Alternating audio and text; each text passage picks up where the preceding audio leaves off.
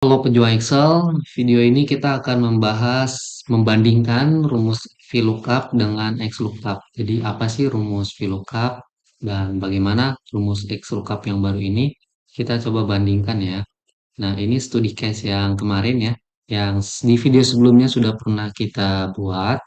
Di sini ada rumus VLOOKUP ya. Jadi ini berdasarkan si invoice number yang ada di sini ya.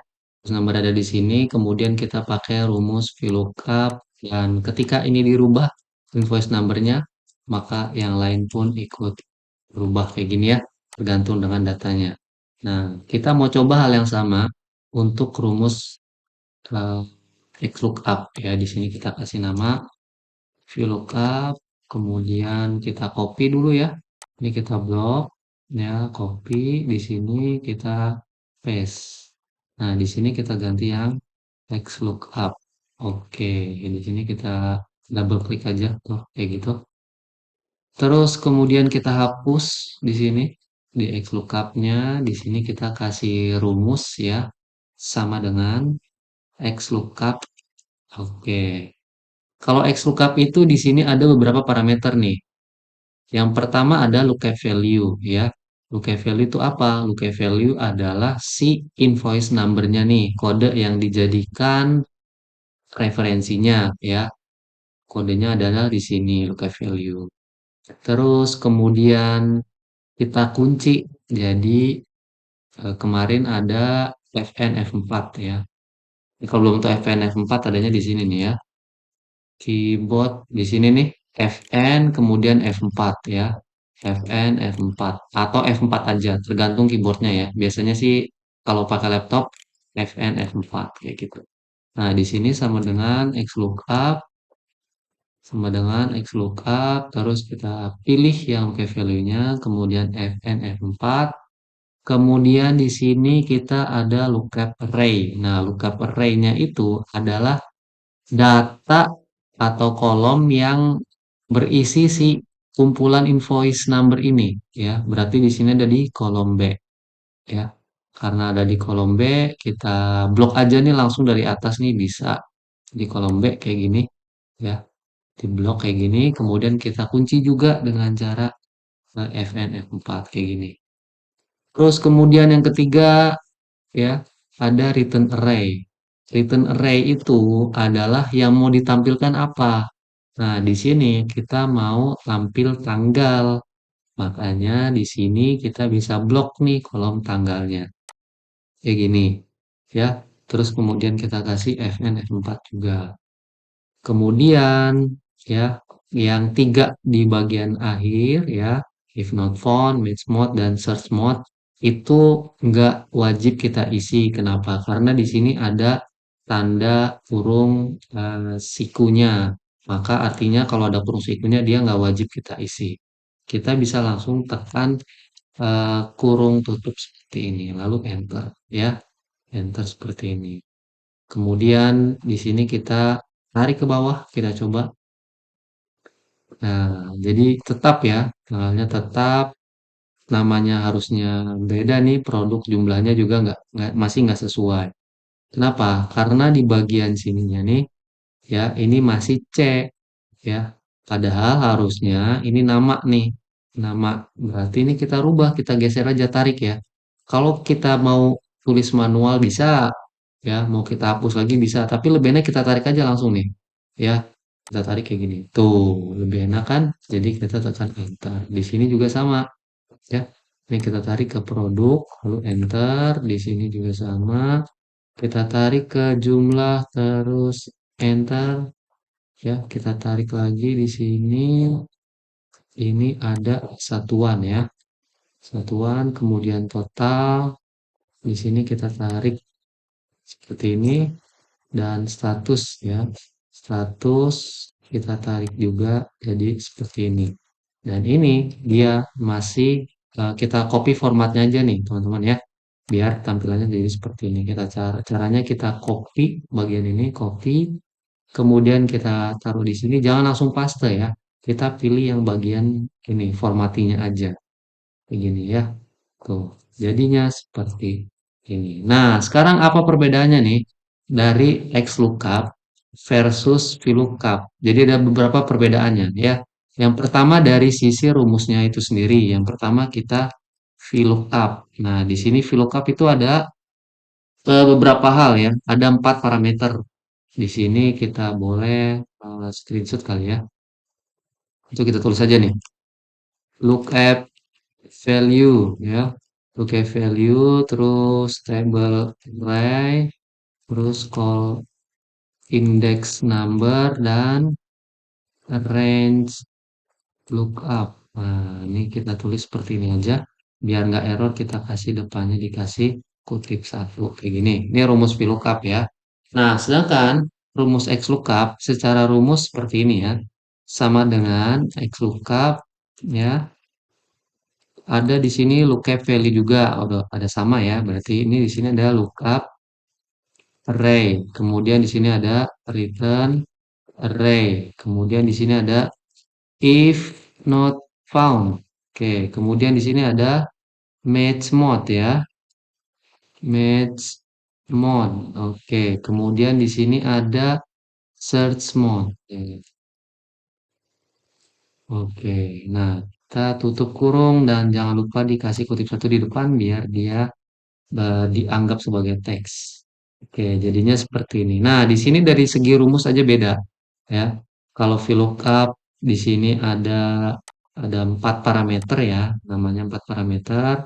Lookup value, table array, column index, dan range lookup. Kalau XLOOKUP dia ada 6 parameter. Nah, di sini perbedaannya. Pertama dari sisi rumusnya ya. Berbeda dari sisi berbeda rumusnya. Oke, yang pertama. Kemudian yang kedua, apa yang membedakan?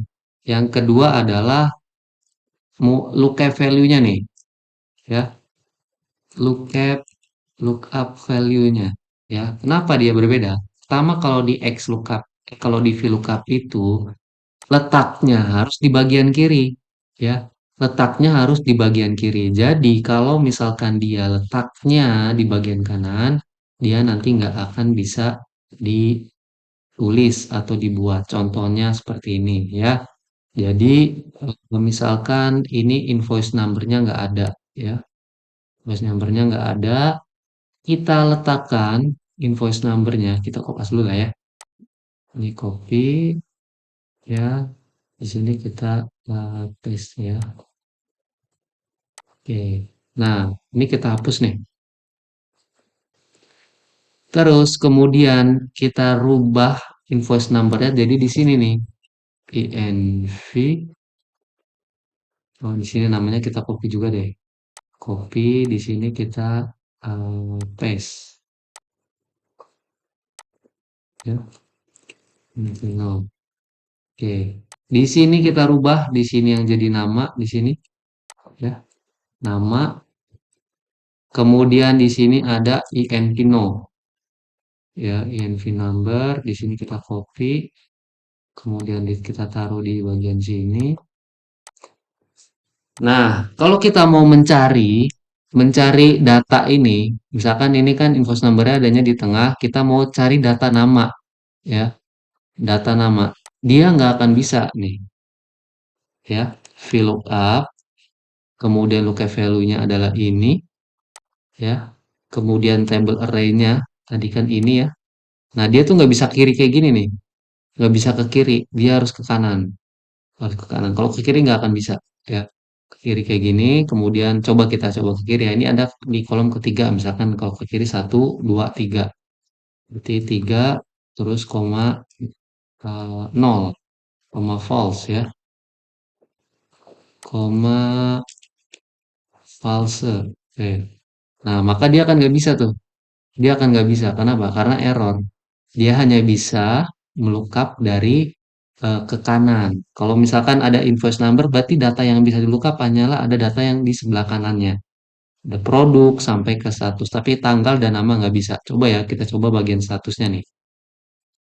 Di sini nama VLOOKUP, kemudian ini ya invoice numbernya, table array, ya, kemudian di sini kita pakai misalkan mau cari status. Berarti di kolom ke satu, 2, 3, 4, 5, 6. Tulis kolom 6 dan koma false ya. Ini lu kurung tutup dan enter. Nah, ini bisa. Kenapa? Karena dia letaknya di sebelah kanan.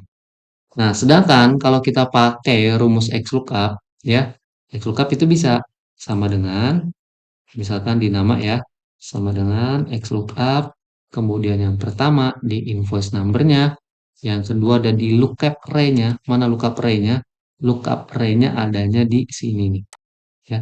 Ini kita blok lookup array-nya, kemudian return array, mana yang mau ditampilkan? Yang ditampilkan adalah ini. Ya, tampilkan adalah ini. Maka ini bisa. Tuh ya, ini bisa nama. Oke, seperti itu. Jadi ini hanya kalau VLOOKUP hanya bisa lookup sebelah kanan. Kalau XLOOKUP, lookupnya lebih fleksibel. Ya, seperti ini. Kemudian apalagi perbedaannya? Oh, ada lagi nih perbedaannya nih. Perbedaannya adalah ketika kita terjadi error di rumusnya, ya. Nah, di sini contohnya nih, ini terjadi error, ada NA, NA, NA, NA semua. Kalau rumus VLOOKUP, dia biar ketika ada error dia perlu menampilkan pesan errornya, maka harus ditambah rumus baru di bagian depannya, yaitu if error. Seperti ini, ya. Kemudian di bagian belakang kita tambahkan misalkan ini error loh, ini error seperti itu ya. Kita kasih kutip dua karena dia termasuk teks, lalu kita kasih kurung tutup. Nah, ini error. Bisa, ini seperti ini error. Dan dia harus ada dua rumus. If error dan VLOOKUP. Sedangkan, kalau misalkan rumus XLOOKUP, dia nggak perlu rumus baru lagi. Kita tinggal tambahkan di sini ada parameter if not found. Nah, if not found, kita bisa tulis langsung ini error, ya kita kasih kutip lalu enter, maka dia nggak perlu rumus baru, cukup satu rumus ya. Nah, ini makanya kita tulis jika error. Kalau VLOOKUP itu apa, harus pakai rumus if error. Nah, kalau XLOOKUP tinggal tambah aja ya, tinggal tambah aja, nggak perlu rumus baru. Oke, jadi itu ya perbedaan ya, tiga perbedaan sederhana antara rumus VLOOKUP dan juga rumus XLOOKUP. Jadi kalian pilih yang mana? Tergantung kebutuhan ya, sahabat-sahabat semua. Tapi kalau saran saya saat ini XLOOKUP itu adalah rumus yang baru. Jadi gunakanlah rumus XLOOKUP ketika orang lain ya yang menggunakan file kalian itu juga pakai atau bisa bisa support rumus XLOOKUP ya. Karena nggak semua komputer itu ada rumus XLOOKUP ya. Jadi perlu dicek dulu. Nah, memang yang lebih aman saat ini adalah pakai rumus VLOOKUP. Nah, VLOOKUP ini nanti bisa dipakai di semua komputer yang ada Microsoft Excel-nya. Oke, kurang lebih seperti itu aja. Jika ada yang ditanyakan, boleh nanti ditulis di kolom komentar. Dan terima kasih, sampai jumpa di video-video selanjutnya.